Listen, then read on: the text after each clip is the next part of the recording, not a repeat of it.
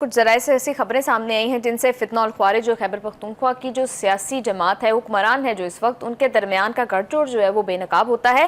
اس حوالے سے خارجی بادشاہ اور خارجی راکٹی کی ایک آڈیو لیک ہوئی ہے۔ جی بخاری صاحب، یہ ہم دیکھ رہے ہیں کہ خارجی جو ہے وہ ایک ایم پی اے کو کے پی کے اپنا بندہ کہہ رہا ہے۔ دیکھیں، میں چونکہ ہسٹری کا اسٹوڈنٹ ہوں، اس لیے میں ریکال کروں گا یہ کہ یہ پہلی دفعہ نہیں ہے، یہ تو پکڑا گیا ہے، یہ لیک ہو گئی ہے تو ہمارے سامنے آ گئی ہے۔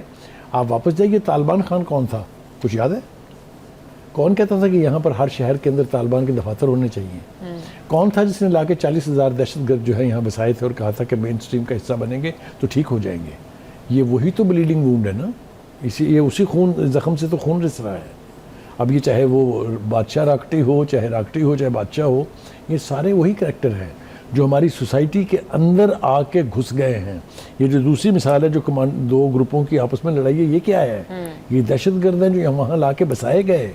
ان میں سے اب آپ دیکھ لیجئے، ایک کاظم کمانڈر کاظم ہے، ایک کمانڈر ممتاز امتی ہے۔ ان کے بیچ یہ ہو رہا ہے، کیوں ہو رہا ہے؟ اس لیے کہ اب وہ سکڑ رہے ہیں، ہمارے کامیاب آپریشنز کے بعد وہ سکڑ رہے ہیں، یا تو ان کے ساتھی ہتھیار پھینک کے مین سٹریم کا حصہ بن رہے ہیں، جس طرح بلوچستان میں بگٹی صاحب نے میرے خیال سے کوئی درجن مرتبہ تو ہم نے دیکھ لیا ہے، اور یا پھر ہماری سیکورٹی ایجنسی کے آپریشنز میں جان سے ہاتھ دھو رہے ہیں، جس کا ذکر جو کنونشن سینٹر میں ہمارے فیلڈ مارشل نے کیا تھا۔ تو ایسی صورت میں پھر یہ آپس میں لڑ کے مریں گے۔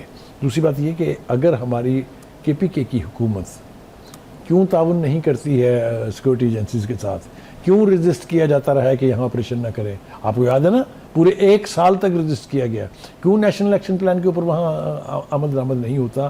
کیونکہ پی ٹی آئی کی پالیسی میں ان کے لیے سافٹ کارنر ہے۔ بخاری صاحب، اس پولیٹیکل سپورٹ کو توڑنے کا راستہ کیا ہے؟ اس کا ایک ہی راستہ ہے کہ operation should be done to the core, grass root level تک جا کے آپریشن کر کے ان تمام عناصر کا کلا کمان جب تک نہیں ہوگا اور جو اس کو سپورٹ کر رہے ہیں ان کے گریبانوں کو ہاتھ، ان کی گردنوں کو ہاتھ نہیں پڑے گا تو یہ زخم رستہ رہے گا۔